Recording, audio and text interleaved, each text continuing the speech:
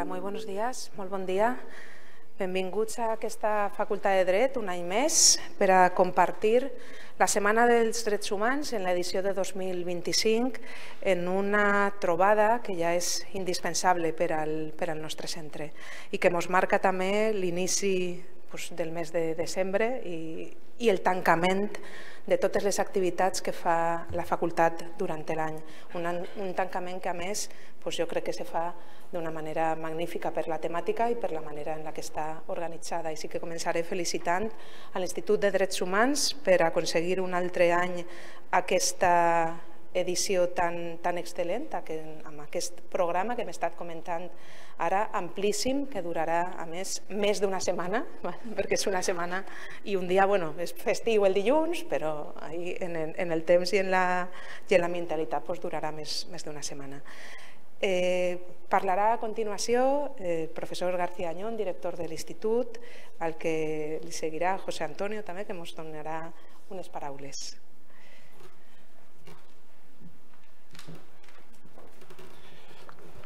Bon dia.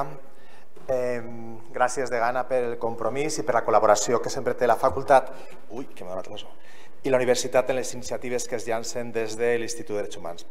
Hoy inauguramos la Semana de Derechos Humanos en un momento, podríamos decir incluso hasta crucial, bajo el lema «Los derechos humanos bajo amenaza». Y nos reunimos no para celebrar una conquista definitiva, sino para recordar que los derechos humanos son, ante todo, una práctica social, una lucha permanente que atraviesa generaciones. Cuando en el año 48 la Asamblea General aprobó la Declaración Universal, no se cerró ningún capítulo, se abrió un nuevo hito en un camino, porque los derechos humanos no son una concesión, son el resultado de movimientos sociales, de reivindicaciones colectivas y también de resistencias frente a la injusticia a lo largo de la historia. Cada derecho que hoy consideramos básico y del que hablamos, la libertad de expresión, la igualdad ante la ley o el derecho a educación, por ejemplo, ha sido conquistado en medio de conflictos, de debates y también de sacrificios. Esta historia, por tanto, no terminó y hoy, además, se ciernen nuevas amenazas, la globalización política, la desinformación, retrocesos en la protección internacional, crisis migratorias, violencia estructural, desigualdad, emergencia climática y tecnologías y un largo etcétera que desafían la dignidad humana. Frente a esto no basta con invocar principios ni objetivos abstractos y necesitamos, la verdad, prácticas vivas, instituciones sólidas y también ciudadanía activa.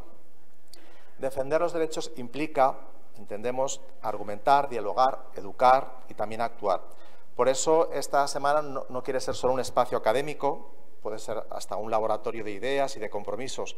Aquí hablaremos de jurisdicción y argumentación, de memoria, de resiliencia constitucional, de pobreza y discriminación, de litigio estratégico, del arte y la cultura también como trincheras para la justicia y, sí, también hablaremos del genocidio del pueblo palestino. En ella participarán, entre otros, Hélène Triroucha y Carlos Fernández Lliesa, que son miembros del Comité de Derechos Humanos de Naciones Unidas.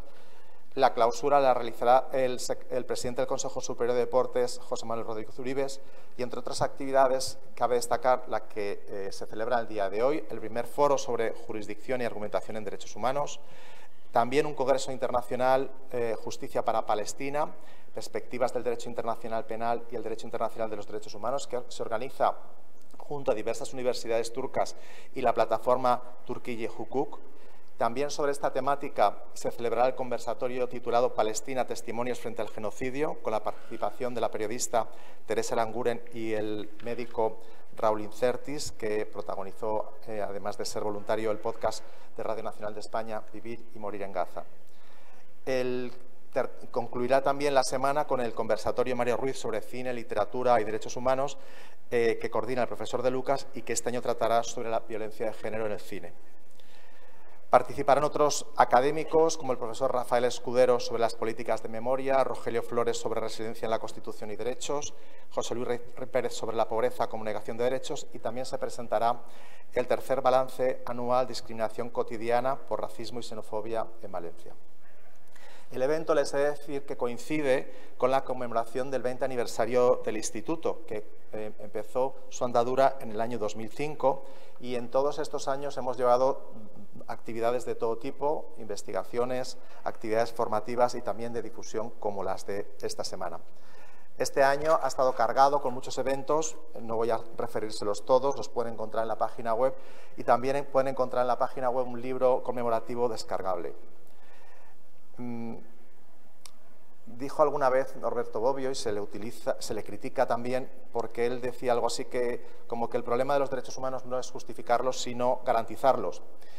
Y yo creo que en este momento podemos seguir diciéndolo con toda claridad. Garantizar significa luchar cada día contra la indiferencia y también contra la erosión democrática.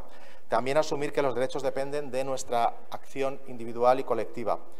Les invito a pasar esta semana como una oportunidad de pensar, debatir, comprometerse en la medida que sea posible y que cada conferencia, tenemos también talleres, cada conversación nos recuerde que los derechos son una tarea inacabada y una invitación también a una esperanza.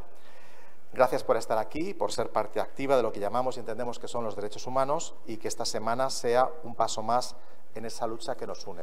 Doy la palabra ahora al profesor José Antonio García, que les presentará el foro que tendremos hoy. Gracias.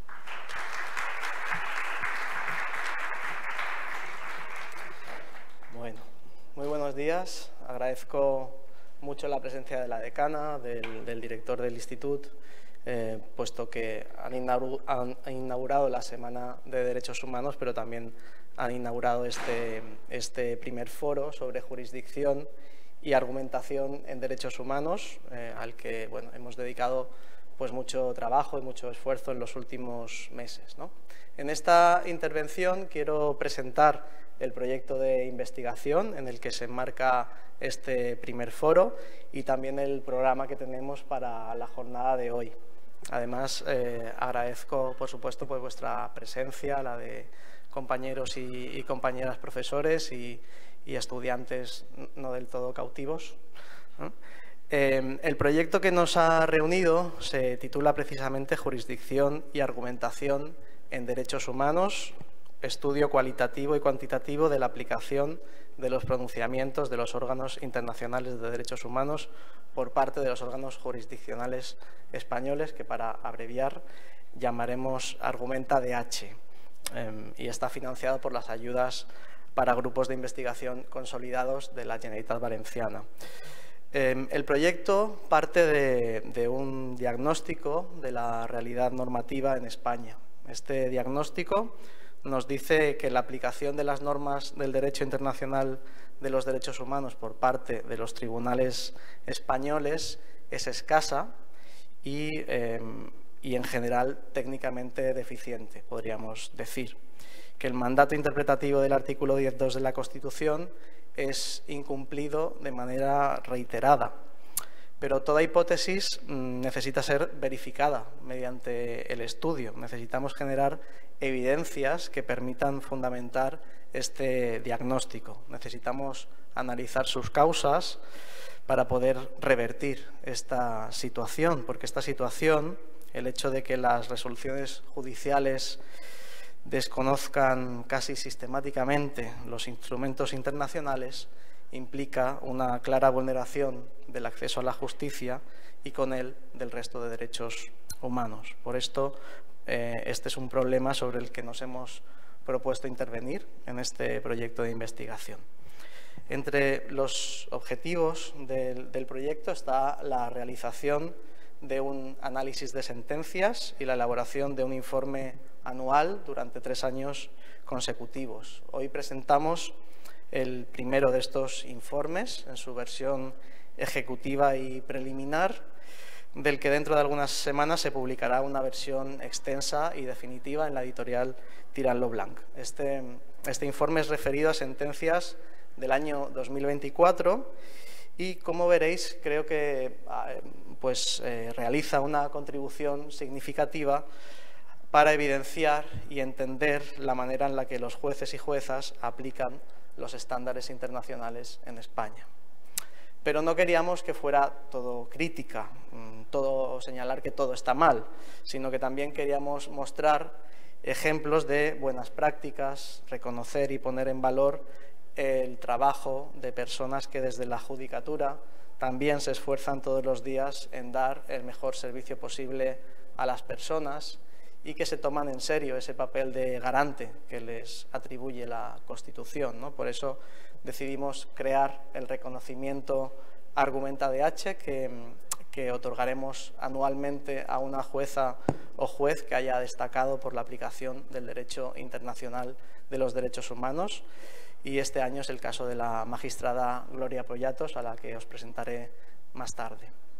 Otro de los objetivos de este proyecto es generar insumos que puedan servir para mejorar la legislación y las políticas públicas que tienen que ver con derechos humanos, pero también el poner esos insumos, estos estudios, análisis, conocimiento en definitiva, a disposición de las entidades que hacen abogacía en derechos humanos, que hacen litigio estratégico en derechos humanos, establecer un diálogo con quienes están al pie del cañón día a día en la defensa de los derechos humanos y por eso establecer ese diálogo, y por eso le hemos llamado a este acto foro, ¿no? Le podríamos haber llamado de muchas formas, pero le hemos llamado foros, ¿no? Para atender las necesidades también y conocer las necesidades de la sociedad civil, para conocer cómo orientar la investigación que podemos producir desde la universidad para estar al servicio de la sociedad, ¿no? Creo que esa es la responsabilidad que tenemos como universidad pública y la que queremos ejercer mediante este proyecto. Y ya por último, y antes de dar paso a la decana de nuevo para que haga la clausura formal, la inauguración formalmente de estas jornadas, quiero presentar también el primer informe preliminar y agradecer a las personas que lo han hecho posible, ¿no? En primer lugar, quiero agradecer a Juan Carlos González, que es el técnico de investigación del proyecto, que vino aquí a hacer su máster con nosotros y que lo hemos fichado para que se quede. Agradezco mucho su dedicación y sobre todo su convicción y la pasión que pone en su trabajo, porque sin su coordinación técnica pues el proyecto no sería posible. Agradezco también a Manar y a Victoria, estudiantes del grado de Derecho, que han hecho sus prácticas con nosotros en el instituto. Manar y Victoria han leído en este cuatrimestre una cantidad desmesurada de sentencias, espero que me perdonen algún día. Agradezco también a todo el estudiantado del máster en Derechos Humanos, Democracia y Justicia Internacional, matriculado en el módulo clínico, porque también ha contribuido al análisis de sentencias y sin ellos este informe tampoco hubiera sido posible. Hoy Celeste Aguiar estará en representación de ellos y ellas, y también Marina y Pablo, que han estado como estudiantes externos también ayudándonos a realizar el análisis de sentencia. Así que a todos ellos, muchas gracias. Enseguida veréis los resultados preliminares del informe y a continuación cedo la palabra a la decana. Gracias.